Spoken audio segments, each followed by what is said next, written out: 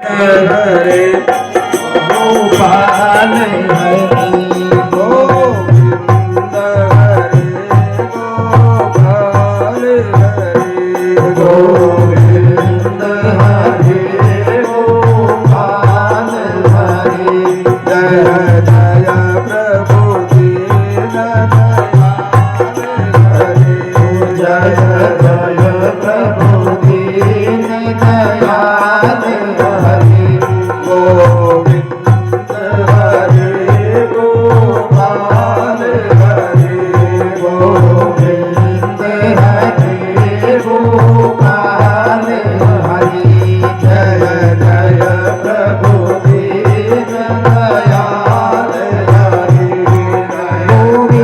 गोविंद हरे गोपाल हरे गोविंद हरे गोपाल हरे गोविंद हरे गोपाल हरे जय जय प्रभु दीन दयाल हरि जय जय प्रभु दीन दयाल हरि गोविंद हरे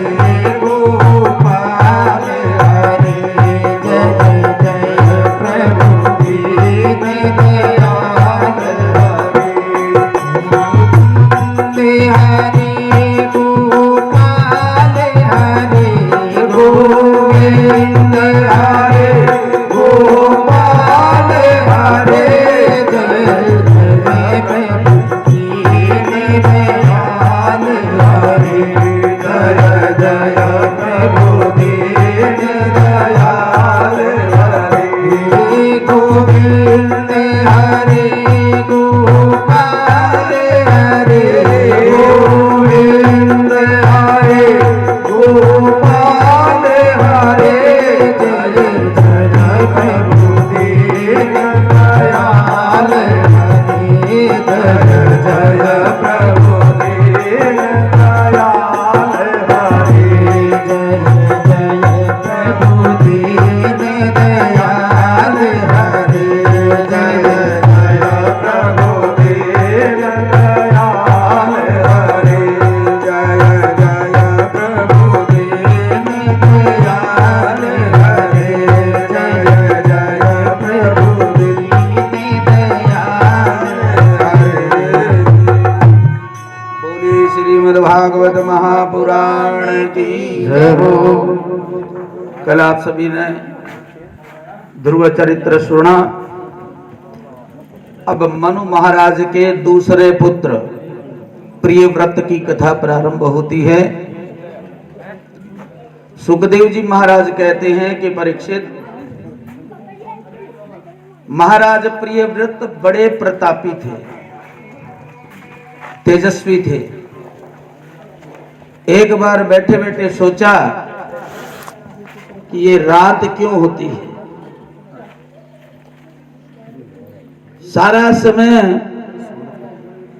लोग अंधेरे में सो करके बर्बाद करते हैं, इसलिए रात्रि न हो। रथेन ज्योतिरमयेन राजानिमपि दिनं करिष्यामि, मैं एक ऐसे रथ का निर्माण करूंगा जिससे रात्रि हो ही न। प्रियव्रत ने ज्योतिर्मय रथ का सृजन किया और पृथ्वी के चारों ओर परिक्रमा लगानी शुरू कर दी। रात्रि हुई नहीं। ब्रह्मा जी घबरा गए, आकर के समझाया कि बेटा ये गड़बड़ मत करो, प्रकृति की कोई चीज जो है वो व्यर्थ नहीं है, सबका अपना अपना उपयोग है। अमंत्रमक्षरम नास्ति नास्ति मूलमनोषधम अयोग्य पुरुषो नास्ति योजकस्तत्र दुर्लभः। रात्रि में जहां विषयी पुरुष विश्राम करते हैं वहां योगी समाधि लगा करके अपना ध्यान करते हैं। तस्याम जागृति संयमी। प्रकृति प्रदत्त वस्तुओं को अच्छा या बुरा हम लोग बनाते हैं। सब्जी में नमक डालना आज भूल जाए तो स्वाद बिल्कुल गड़बड़ हो जाता है, भोजन खराब हो गया। सब लोग टोका टोकी में लग जावे। कल कथा देरी से होने से सब लोग मेरे को भी टोका टोकी करी, लेकिन उनको क्या पता कथा कल की बाकी थी। आज 4 बजे छोड़ देंगे, चिंता मत करो। गाय नहीं रियो, भैंस नहीं रियो, और आप आदमिया ने भी नहीं रियो। प्रेम से, ठीक है, प्रेम से, लड़ाई मत करियो। तो सब जगह टोका टोकी चल गई कि साग में नमक कौन गिरो, साग में नमक कौन गिरो, सारो स्वाद बिगाड़ दियो। तो दूसरे दिन बड़ी सावधानी बरती और 2 बार नमक गिर दियो। आहा, बहुत ध्यान रखो, जो 2 बार पड़ गयो तो ज्यादा ध्यान रखना भी गलत बात है। तो सब्जी एकदम खारी होगी। अरे राम राम। अब तीसरे दिन सावधानी और ज्यादा बरती गई तो घरे खीर बनाई तो चीनी की जगह खीर में नमक गिर दी। जय सिया। नमक कोई बुरी चीज थोड़ी है, नमक बुरी चीज नहीं है, हम उसका उपयोग कैसे करें ये बुरी चीज है। यदि दुरुपयोग करेंगे तो खराबी है। तो परमात्मा ने जो हमें दिया है उसका सदुपयोग करो, दुरुपयोग करोगे तो दुख पाना ही पड़ेगा, निश्चित बात है। इसलिए रात्रि की भी आवश्यकता है। जिस प्रकार स्वाद के लिए नमक की जरूरत है, उसी प्रकार रात्रि होनी भी बहुत जरूरी है। दिन की उपयोगिता दिन में है और रात की उपयोगिता रात में है। धर्मा विरुद्ध भूतेषु कामोस्मे भर्तर सब है।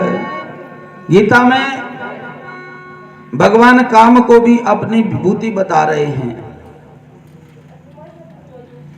पर उसका ठीक से प्रयोग होना चाहिए। प्रियव्रत ने जब ब्रह्मा जी समझायो तो भी की समझ में आ गयो और वो दुराग्रह जो करो भी को त्याग कर दियो। अंत में जाकर के महाराज प्रियव्रत ने वैराग्य जाग्यो तो अपने एक एक पुत्र ने एक एक द्वीप को अधिपति बना करके गृहस्थ को त्याग करके साधु बन गए। सबसे पहलो द्वीप है जम्बू द्वीप, जिसको अधिपति महाराज अग्नित ने बनायो। अग्नित गए 9 बेटा होया, जिन्होंने पूर्व चित्ती अप्सरा से विवाह करे। जम्बू द्वीप में 9 खंड करके अपने 9 बेटा ने आपस में बांट दिया। आप भी यही काम करा, खेत हो भी मैं पांति कर देवा नहीं, इतनी तेरी है इतनी तेरी है, जितना बेटा हो बिताना।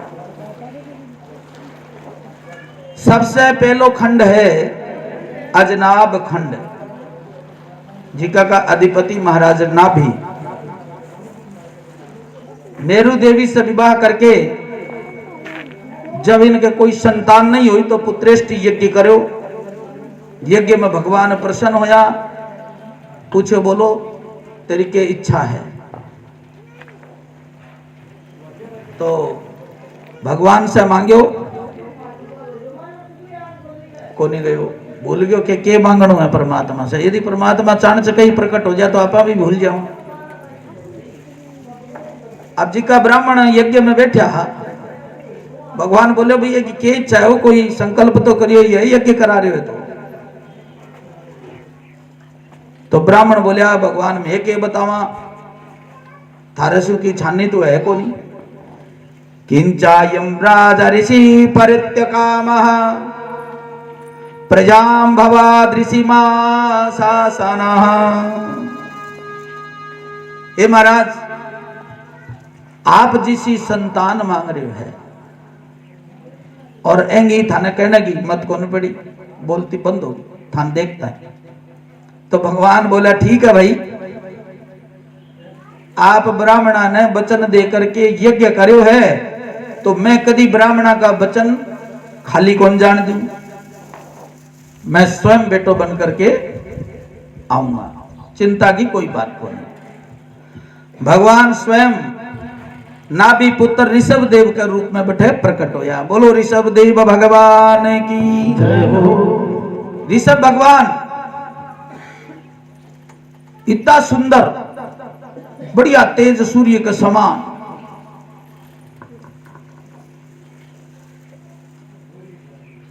जब बराबर को कोई पैदा हो जाए भाई बंधुआ में, तो आपस में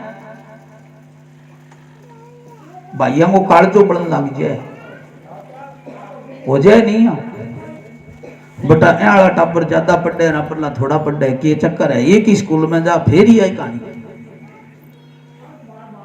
तो कहीं शाणा सेवड़ा कन जावे के चक्कर है महाराज बताओ तो सूरी के गड़बड़ है, माला पढ़े ही को नहीं। तो ऋषभ देव इतना तेज इतना दिव्य, इंद्र को कालजो बढ़नो शुरू हो गई, वो के करे पृथ्वी पर बरसात करनी बंद कर दी, जलन के कारण पानी बरसनो बंद हो गयो। तो ऋषभ देव भगवान ने अपने राज्य में अपनी माया द्वारा बरसात करा ली।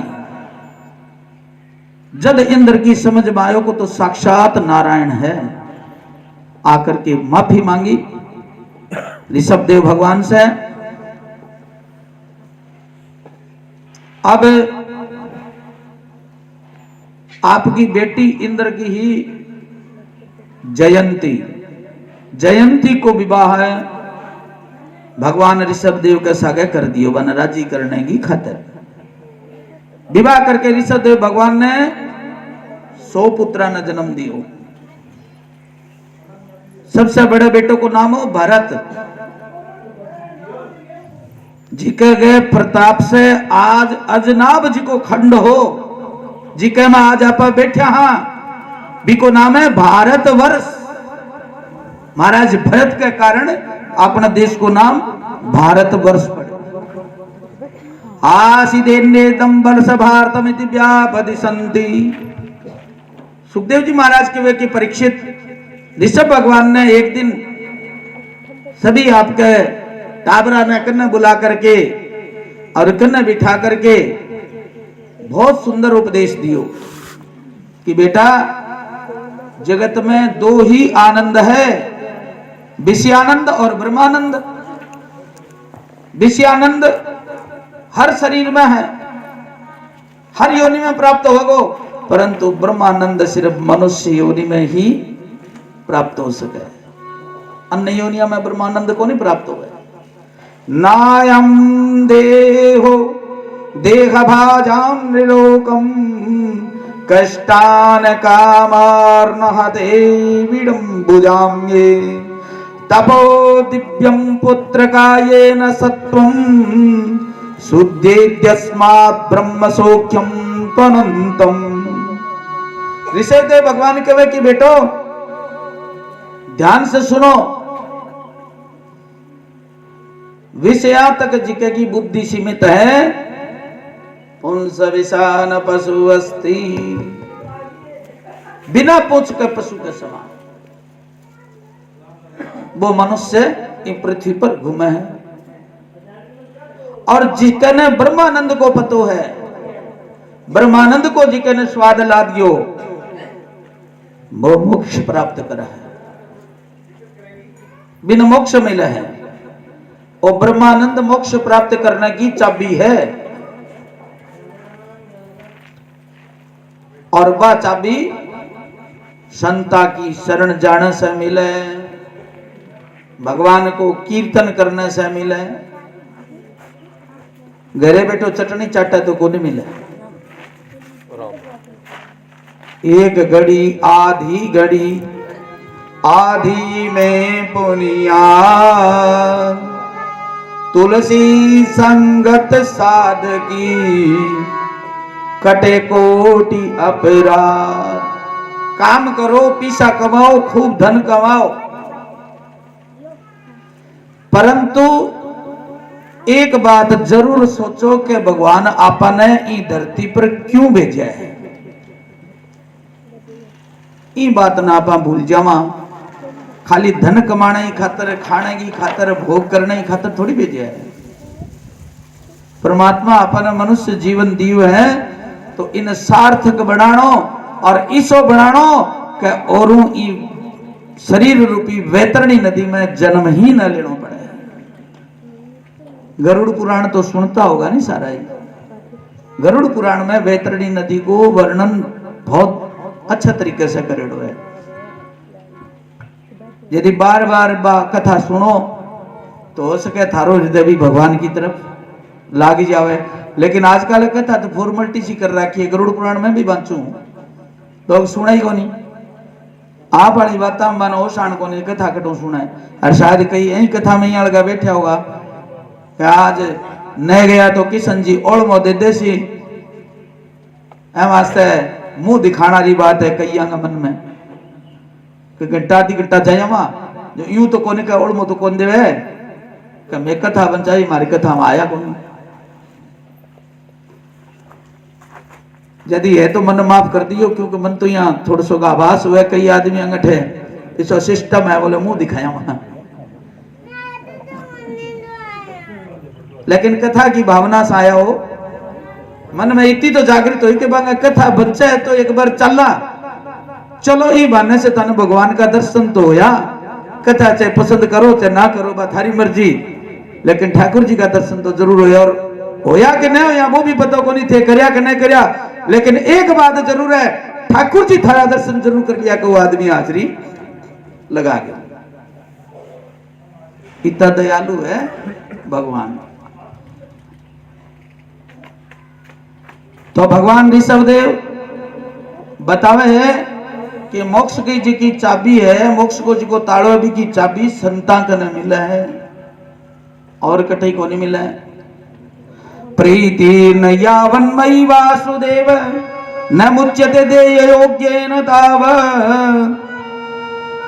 जब तक भगवान वासुदेव से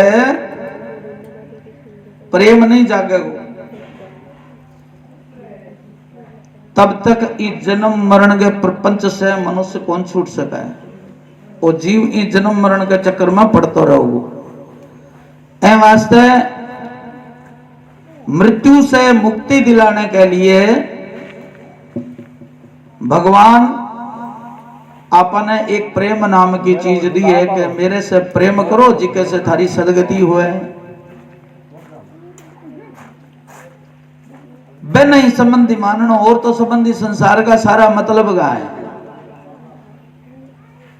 कोई कहेंगे को नहीं मतलब की संसार राम बिना कोई न हितकारी या मतलब की संसार राम बिना कोई न हितकारी।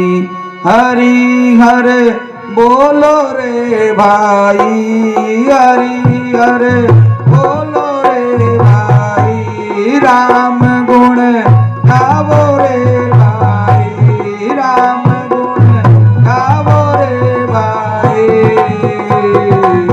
लेण को हरि नाम किरण लेण को हरि नाम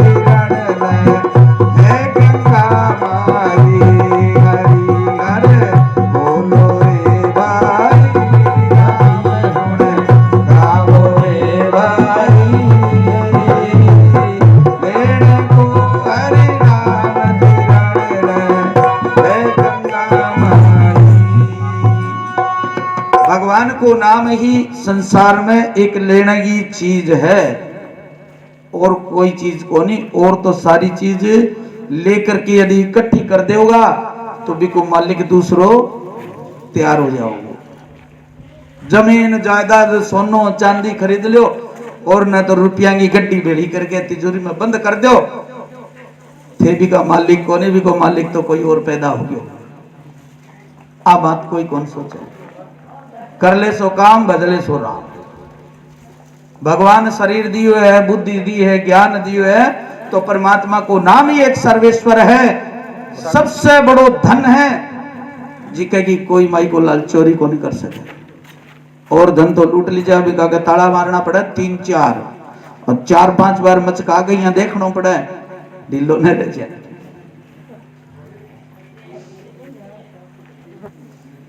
गुरु न सस्यात् स्वजनो न सस्यात् पिता न सस्यात् जननी न सस्यात् देवं न तस्यान्न पतिः सस्यान्न मोक्षयेद्य समुपेत मृत्युम। यहाँ का दिव्य उपदेश दे करके ऋषभ भगवान परमहंस वृत्ति ने धारण करके पागला की तरह संसार में घूमना शुरू कर दियो। कभी अपना अपने पागल सिद्ध करे, कभी अपना अपने मुनि सिद्ध करे, तो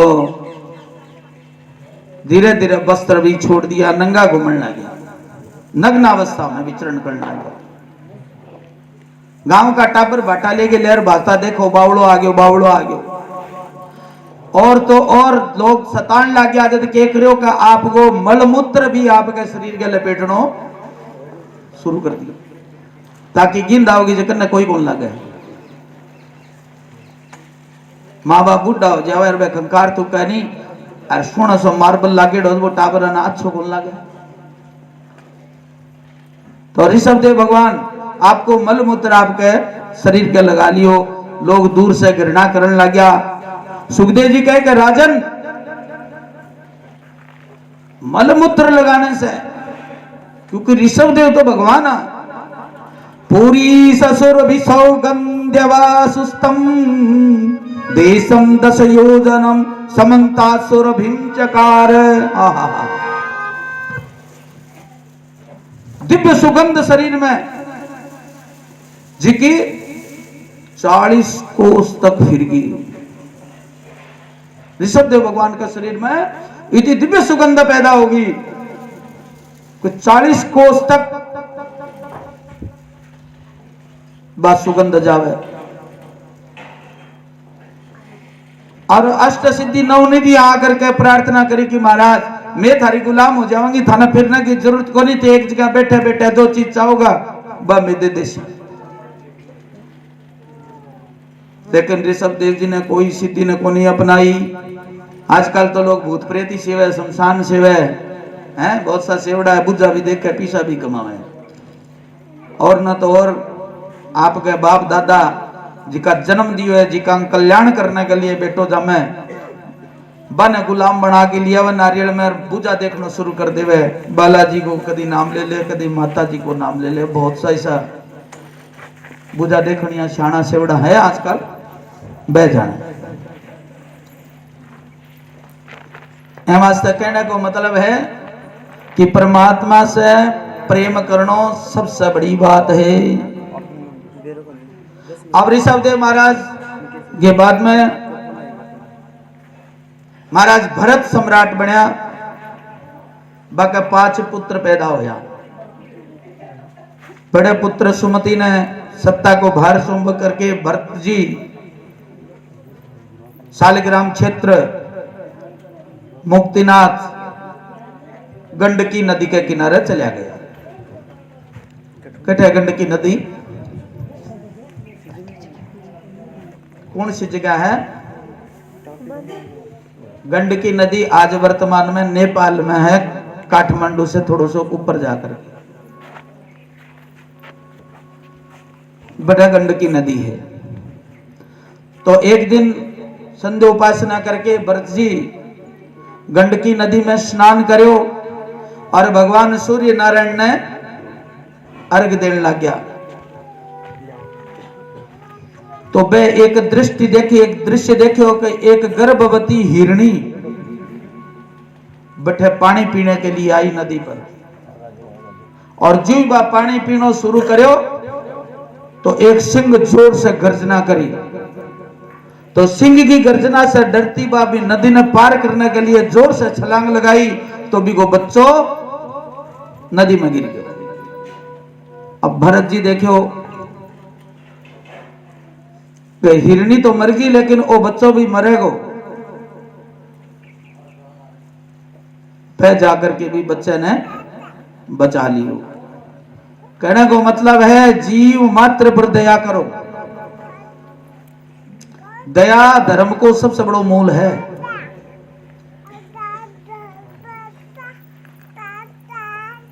एक मृगा के संगते भरत द्ररी मृग दे, तुलसी उनकी कौन गति, घर घर करत सने। भरत जी ने भी हिरण के बच्चे से बड़ो भारी प्रेम हो गयो। बिन खूब पाले पोसो, हर चीज खुआओ तो, हरी हरी घास खुआओ तो। लेकिन एक दिन अकस्मात बड़ा सारा हिरणा को झुंड आयो और वो मृग को बच्चों वांगे सा गए चलो गए। अब भरत जी 24 घंटा भी की याद करे, खाड़ो पीणो सब कुछ छूट गयो। याद याद में यो ले लियो भी को। तो अंतमति सोगति। भरत जी का जब प्राण छूटने लग गया, जब वो हिरण याद आयो तो अगले जन्म में भरत जी ने हिरण बनना पड़ो। कोई भी शुभ कर्म करो वो व्यर्थ को नहीं जावे। हिरण को जन्म मिलो लेकिन पूर्व जन्म में तपस्या करी, इन वास्ते पूर्व जन्म की सारी बातें भरत जी ने याद ही। पूरे जन्म का जो कर्म हा बांगी याद ही। धीरे धीरे हिरण के शरीर में प्रारब्ध को भोग समझ करके अंत में वे को भी त्याग कर दियो। अब समय बीतने पर तीसरो जन्म भरत जी को अंगिरा गोत्रीय ब्राह्मण परिवार में होयो। बेका 9 भाइया भी परिवार में, सारा पढ़े विद्वान, कोई बीए कोई हमें आजकल की भाषा में, और पुरानी भाषा में सब वेद पाठी ब्राह्मण, कोई शास्त्री कोई आचार्य है। तो पिताजी आने पढ़ाना भेजता, बहुत परेशान हो गया। कह गो आके को नहीं लिखता, बन पढ़ाई से के लेने देनो, और खाता भी खूब, सारे घर का खाता भी तो मैं 1 लाख खा जाता हूं।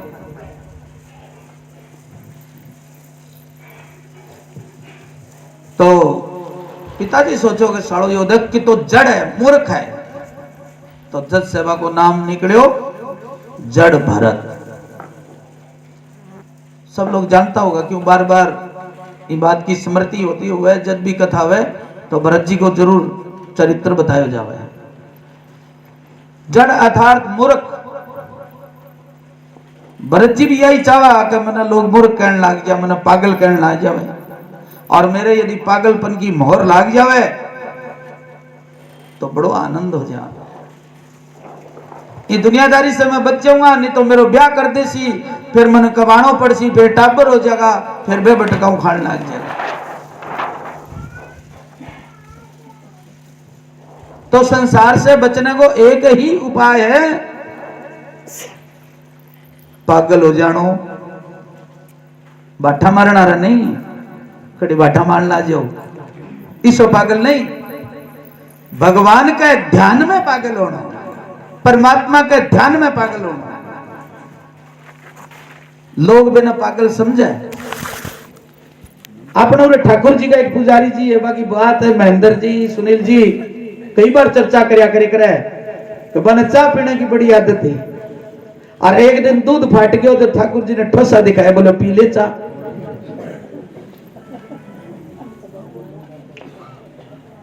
ऐसी भावना होनी चाहिए। हाँ, कई बार मेरे सामने यहाँ की चर्चा चल जाए, कई बार कथा की बात चल जाए तो बताया करे हमारे पुजारी जी स्वामी जी महाराज जो भी हो, तो यहाँ की कुछ घटना हुई होगी, गांव का ने शायद पतो भी होगा, कई लोगों ने पुरानिया ने है। आ बात किया को थे न पियो जो मतलब दुनिया सारी को पीवे के हैं? तो ठाकुर जी से प्रेम करके जी को भगवान की भक्ति में परमात्मा का ध्यान में जी को पागल होवे जद भगवान भी ना अपनावे संसार की दुनिया से पागल होनो है नहीं वो ठीक को नहीं लोग बांध देगा कोई पेड़ के रस्सा हो कि बाठा मारे बांध दो साले ने पागल हो गयो और न जे रस्सा न डटे तो सांकल गाल देगा तो ए वास्ते कहने को मतलब है भगवान की भक्ति में ध्यान लगा करके परमात्मा की भक्ति में ध्यान लगा करके पागल होना है न कि संसारिक पागल बनना है। तो जड़ भरत जी सोचो मन में विचार करो कि दुनियादारी से कोई मतलब को नहीं रहेगो दुनिया पीछे पड़ेगी तो अपना अपने में पागल सिद्ध कर दियो। एक दिन एक डकैता को सरकार जिको भद्रकाली माता को भक्त बोले हे माता तू मैंने एक बेटो दे दे तो मैं तेरा नर बलि चढ़ा दे। अब मैं बेटो हो गयो नौवा में नहीं तो सरदार बहुत खुश हो राजी हो डाकुआ को सरदार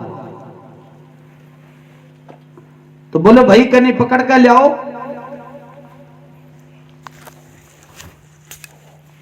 कोई भी मिला बिन पकड़ कर लिया नरबली तो देनी पड़ेगी। तो भरत जी का बंगा भाई 8 बेबन के करियो के घर सु खेत में बिठा दिया बुलेट पड़े रहे और बे डकैता का जी का सरदार बे ढूंढता फिरे और भरत जी बना मिल गया।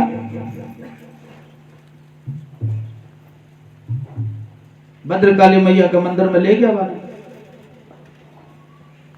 बहुत बढ़िया मिठाई खुआई खूब भोजन करायो और कई दिनों नाड़ा को नहीं शरीर में खूब बढ़िया साबुन लगा करके स्नान करायो मंदिर में ले जा करके बोले बाबा अब दंडवत प्रणाम भी करो। बोले जी वो नीची नाड़ करोगे जी तलवार बलि चढ़ जाएगी। अब भरत जी दंडवत प्रणाम करने लग गया और वो जी को डाकुओं को सरदार है वो तलवार लेकर के मारने के लिए जी उद्युक्त हो। अब भरत जी तो काली महाकाली मैया ने भद्रकाली मैया ने प्रणाम करो इतने में भद्रकाली मैया प्रसन्न होगी भरत जी पर और तुरंत मूर्ति से निकल करके और वह तलवार खोस करके भी डाकुओं के सरदार को नाश कर दिया।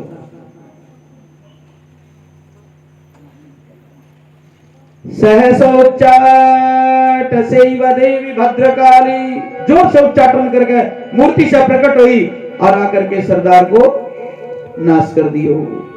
सारा डकैत खड़ा खड़ा देखता रह गया सरदार की नाड़ कट गई। तो जड़ भरत जी जब खड़ा होया देखो मंदिर को सारो दृश्य ही बदल गयो। समझ गया कि मातेश्वरी ने आज काल के गाल से मन निकाल लियो। भी यदि आप परमात्मा को ध्यान करांगा तो एक दिन परमात्मा अपनी भी रक्षा करने के लिए आओ भरत जी की तरह।